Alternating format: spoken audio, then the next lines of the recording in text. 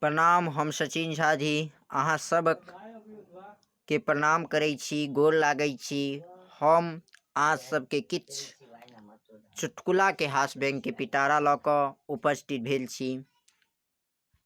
बहुत लोग धनिक बनि जाइ छै, पैसा के बड गौरव रहै छै, धनिक बनि जाइ छै मगर गौरव बड रहै छै।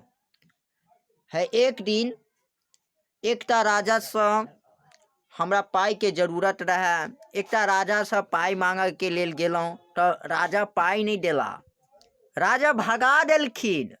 कहलखिन यौ अहाँ ओते कमाई छलहुँ से कतऽ रखलहुँ, अहाँ अखन ई करै छी, भीख मंगै छी। तऽ हम कहलिए भीख नहीं मंगै छी, हम अहाँ से पाई लेबऽ के लेल आयल छी, किछ हमरा पाई दिअ। तो पाई देलखिन मगर फूक के देलखिन। एहन एहन धनिक लोग हमरा नहीं चाहिए यौ, एहन एहन मिथिला में धनिक लोग नहीं चाहिए। धनिक लोग ओकरा कहै छै जे जाओ ओकरा दुआर पर, वो हाथ फैलेबै तो पाई दऽ देत। एहने एहने लोग चाहिए। तो अहाँ सबके नीक लागल हुए हमर यूट्यूब चैनल के सब्सक्राइब करू, लाइक करू, कमेंट करू। जय मिथिला, जय मैथिली, जय जानकी, जय विद्यापति, जय बाबा परमेश्वर, जय बाबा परमेश्वर। गणेश बाबा की जय हो, हनुमान जी की जय हो। जय जय जय जय श्री राधे, जय जय श्री राधे। धन्यवाद।